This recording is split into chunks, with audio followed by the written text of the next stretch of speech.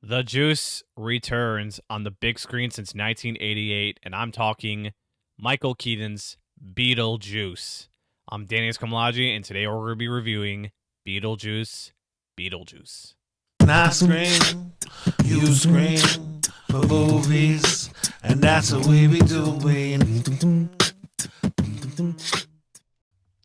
What is good, movie fans? What is going on? Welcome to I Screen, You Scream for number 4 movies. I'm Danny Escamlaji. Before we get started, subscribe to the podcast, whatever you're listening on in the YouTube. And please follow my social media platforms in the link description for both TikTok and Twitter. And my Letterboxd is also available for viewing movie profile purposes for Letterboxd reviews. And guys, we're into the fall movie going session, and it feels great because we're getting tons of mega blockbusters than ever since last fall. And I mean, without the SAG-AFTRA strike or any kind of abysmal strikes or any delays in the way, we're getting quite fast pack of most anticipated movies. While I got a few of them on my mind that I'm very, very looking forward to. And like I said, Sonic 3, December, that's a fall-winter session. But other than that, there's a lot of films I'm willingly excited to go into. And today's episode came out with a giant swing of an opening weekend and another legacy sequel, returning member cast of this iconic character from Tim Burton's 1988, Beetlejuice. He is back than ever, and boy, do I have a lot to say. But I'll say this for sure. I love this way more than the first. And, you know, it's got weaknesses, but I'll able to elaborate a lot of this stuff into this episode about this Beetlejuice movie. And, you know, just to say the sequel, it's Beetlejuice, and I'm not going to say the third because, you know, I think I'm going to just not say the title 3 times, but I might as well say it again anyways. But the sequel is finally here from 1988. It's been 36 years, and man, it is worth the wait. And didn't think a sequel would happen. And even I don't even know this iconic character until the sequel was being made, and I looked this movie up. And even I heard the name back then, I'm like, what is Beetlejuice? And then I'm like, oh, this is Beetlejuice, made by the great Tim Burton. So, to start this off, this episode, on my thoughts on Beetlejuice. Like I said, I like this a lot more than the first. I got to see the first one, obviously, before the movie opens, and I did enjoy how classic it was, and Michael Keaton's iconic role in this movie, and he, just to start off with the praise with him, he delivers nothing but high juice energy, full of excitement of this character, and even the moment he gets older and older, no matter where he's at, the makeup prosthetics with him in this movie, which are really great for this film, still gives him the exact look of Beetlejuice. And his performance, top-notch, hilariously fun. And he carries a lot to this movie the way I expected Beetlejuice, giving what people what they want. And so that Beetlejuice is still the same Beetlejuice you all seen from 1988 back on to 2024. And Michael Keaton still brings it all. And coming off from like The Flash, which he also plays another legacy character, which, you know, I don't want to talk about The Flash. I got overhyped on that film, long story short. But I'd say this is a perfect necessary sequel. And, you know, this is not his fault, of course, with The Flash. But Michael Keaton's returning to this iconic Tim Burton film character is really necessary, especially for this generation, because lots of generational audiences, and even newer ones, came out to see this movie to a giant opening weekend of this film. So truly exciting and truly motivating. This sequel came back with a swing with Michael Keaton and definitely delivered a lot. And to even extend why I love this way more than the first, it's got more zany, weirder moments, and you're basically seeing a lot of macabre gore and blood. I mean, it's not rated R, but you know what I mean. Like, this delivers a lot of more guts than ever, and you know, it's way more a little mature than like most people, because I find this really surprising. This movie, what materials they have in this movie. And, it's PG-13, which incredible way to like. And look, I'm surprised for way how this movie played out. It's PG-13.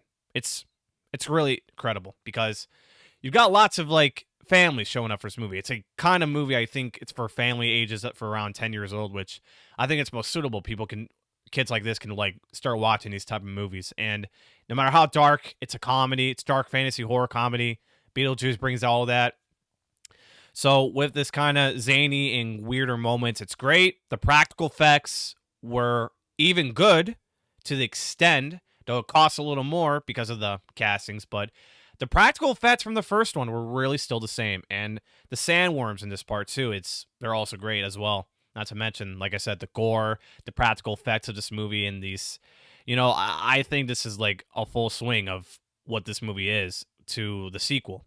It's giving more fun and vibes and more darker comedy of what this movie serves. So I think it's really great. And Tim Burton, just to go over, did an amazing job with this film, with honoring its first. And look, Beetlejuice 2 was in talks at this moment before this happened.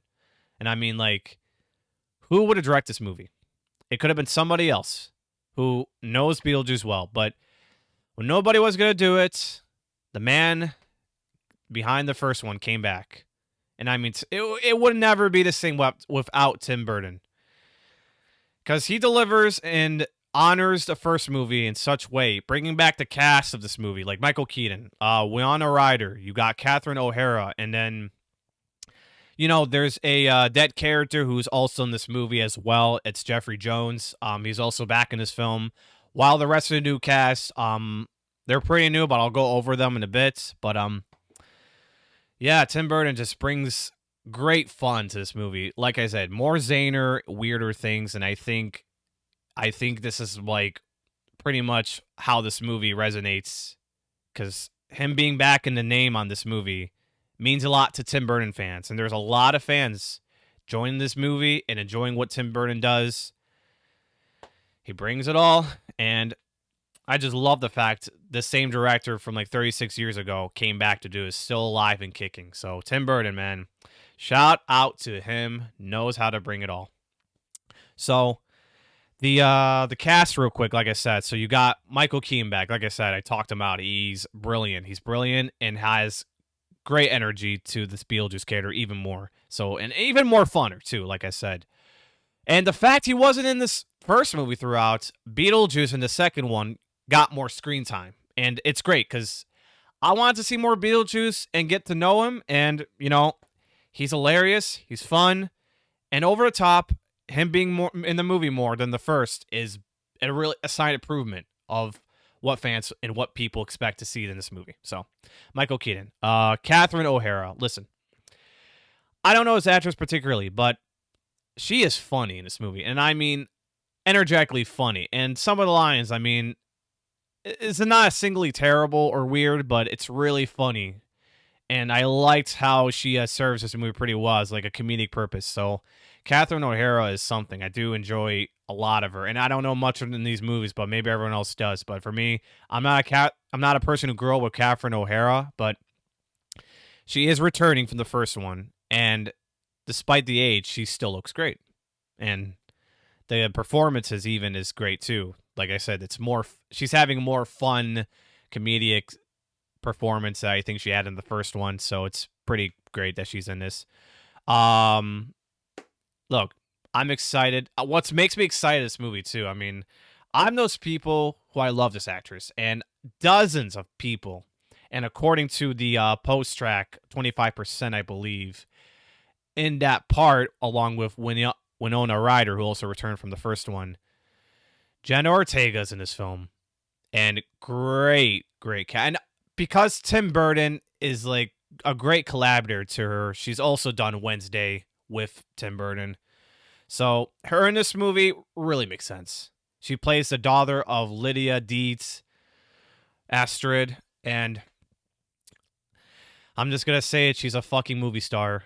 And every ounce of scene she's in, I just love her I just love a lot of things about Jenna Ortega, and this is just why we all love her, because she's known for a scream queen. She's the established scream queen from the Scream movies. She's coming off from X as well. Also, I didn't see that, but I know it was pretty good. She's coming off Wednesday, like I said, Wednesday. They're doing season 2, which I heard is gonna be big, and then just everything about her outside the established, outside of the Scream Queen stuff. She's such a polite and appropriate person, and such a nice person outside of that, and she's so appealing all over. And this is why a lot of people in this Gen Z generations are like crazy about her, and it's still like a trend. Like, she's a butts in the seats movie star, period. According to the post track, along with that, Winona Ryder's also part of the attraction of this opening weekend of Beetlejuice, which, to report box office, made 100, and this is actuals too, $111 million. Huge opening weekend for this September right now, and looks really. And I knew the fact when Jenna Ortega's in this movie, and this is a legacy sequel. Combining that, this is like why this opening weekend is such a huge turnout. And the fact Jenna Ortega is like already a butts in the seats is really good to see where she's at. And I can't wait to see what she does in this movie. Now, I liked her character in this movie too. And coming off of the chemistry she develops with Winona Ryder. Oh, I can't freaking say it. Fuck it, raw feed. We're doing it live. It's so great.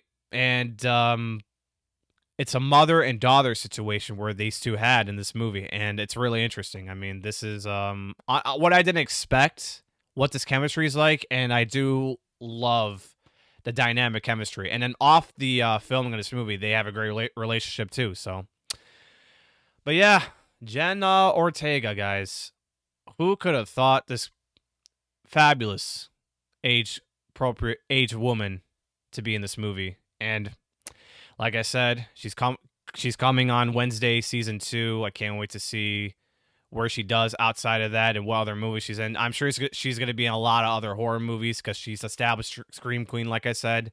And, great person, viable person, and she's great all over around, no matter where she goes. So I tip my cap off to her and a lot. So she's definitely one of the famous butts of the seats right now that we're hopefully get to see a lot of more Jenna Ortega for sure. So, and just to cap off one of the funnest parts, I mean, what makes it even funner, now, going to this film as I watched this, I was going to rate this like an 8, but until the third act, I'm not going to spoil, but the third act of this movie is really fun. And I mean, unexpectedly, how fun it was. I was like gorged in, enjoying what the third act was. And wow, I gotta say, that's what made me raise my score for this movie. And a lot more love to this movie. Because I will say, one of the issues the movie does suffer from the first law, unlike the first one, it does have a lot of plot holes because it does keep switching. So there's a lot of story scenarios in this movie. Like, it doesn't really know what's really about. So as I watched the trailers, I think I thought it was like what's really about. It's like Beetlejuice is the antagonist. Yeah, that's all it is. But there's a lot of more story and plots in this movie that really kept going and really doesn't know how it caps off. So there's like a lot of things in this movie that was switching to one place, one story to another. Like, there's different characters of scenario stories that follow. So there's like a lot of reasons that I almost gave it an 8 out of 10. But until, like I said, the third act was so entertaining that it made me raise my score up. So, I mean, pretty much the only thing was the plot holes. Like I said, that's the only certain weaknesses it's got to this movie. So, if anything, I think this sequel was almost unnecessary with the story of how it sets up. But at the end of the day, it's giving people what they want. Beetlejuice stuff, great performances of Michael Keaton's returning character, Tim Burton style of horror directing, and yeah, he's done it all. And this movie actually tipped off the cap with the third act, so that's what I really enjoyed this movie the more. And yeah, this is just pretty interesting legacy sequel it's got. And personally, I kind of like Twisters more, just to bring back the legacy sequels. of what legacy sequels we're getting this year. And we're getting another legacy sequel this November for Gladiator 2. Very exciting. At the end of the day, just to bring up another legacy sequel that's like my all-time movie and probably one of the greatest sequels ever made, Top Gun Maverick. It's just too perfect. Too perfect, too good to be true. So, but Beetlejuice is right up there for sure. It's like a good entertainingly fun legacy sequel that I think really enjoys more than what meets the eye of the first one. So if anything, I think how the sequel is made is just sort of unnecessary of how the story sets up. It does take place 36 years later. The Deets are back with the same cast coming back. Also, the other cast are new in this movie too. I can't name stuff at the top of my head, but all I could say is like the four, like I said, Michael Keaton, Catherine O'Hara, Winona Ryder, Jenna Ortega. They all serve the tip cap of this cast, and returning Jenna Ortega's a new one. So, I mean, that's what really brings the enjoyment. And I feel like some elements weren't there without Ortega in this movie. I think could have fallen flat. And the third act would have really fallen flat too. So, but yeah, that's everything on Beetlejuice. I had a great time in this movie, and it's gonna be kicking well. And if anything, it's strange though. It is Halloween related in this movie, especially where the setting takes place in this movie. I feel like if they moved it to October, and Joker comes out, Joker moves up to this past weekend, and Beetlejuice opens to this October. Could have done series business and would have broken the October release record, beating the first Joker and then a lot of records in October that I think interesting. It would have been interesting how Beetlejuice could have opened at exactly the same total or could have opened a little more because Halloween related. So I think this could have been a lot more interesting in this scenario where it opens up and plays up to Halloween and then would have just really tipped off the cap to this movie. But hey, either way though, September, it's gonna play well throughout the whole month and hopefully throughout October, especially for Halloween movies, generally related. As we're getting also a few horror movies next month and a couple blockbusters. Beetlejuice is gonna be those movies that will play a lot and definitely gain the Halloween attraction. Hopefully, it just gains the incredible legs because it really deserves it. It deserves a lot of that, and Warner Brothers, despite having a little abysmal year coming off after Furiosa on Horizon Chapter 1, they got Joker 2 next month, and combine that with Dune and Godzilla X Kong, they're having a decent, fun pack year otherwise. So, but guys, Beetlejuice, I rate this 9 out of 10 and 4 stars. And almost, like I said, I would have rated this an 8, and I would probably rate this 3 stars. But like I said, you got elements returning Tim Burton, and even though the plot holes were keeping me, not entertained, but interesting in chemistry. Like I said, I think Jenna Ortega also brought my interest up, and then the third act of this movie was a blast. So personally, I think it's a well-served legacy sequel that didn't need to be made, but entertaining enough for what people want. So I'm impressed, and I hope to see Gladiator 2 what it does, because it's going to be interesting how Gladiator 2 could topple. Who knows? I have to see the first Gladiator, but we'll see. But all right, guys. That's going to be the review for Beetlejuice. Oh, okay. I was making sure nothing happens. But other than that, thank you, guys, if you listen to this episode. And be sure to subscribe to the podcast, whatever you're listening on. And I'm also on, if you're not subscribed to the YouTube channel, you must subscribe, because what I'm also wearing is this. If you can see, if you're watching this on YouTube, I'm gonna rate this lower this down here, but I'm wearing this Dune t-shirt. And what does Dune and Beetlejuice have in common? Well, you can see that right there. Sandworms. So it's interesting how this and Dune has the same elemental creature they have. So I'm basically throwing on a t-shirt of The Sandworm. Go Dune. Dune's my number 1 movie of the year. Don't give a fuck what tops.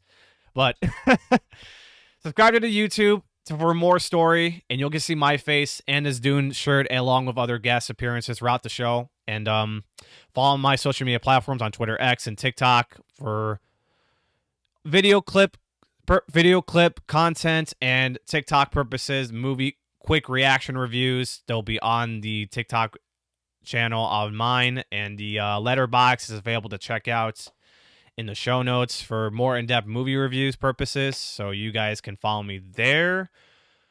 And next episode, we got Transformers 1, and I'm holding up the number 1 on the YouTube, so subscribe to the YouTube if you want to see my number 1. It's gonna be next week, and yeah, been hearing a lot of good things. Can't wait to see this movie. And guys, until then, this is Danny Escamlaji signing off of this I Screen, You Scream 4 movies, number 4. Until then, stay screaming for the movies, and I'll see you guys in the next review. Peace.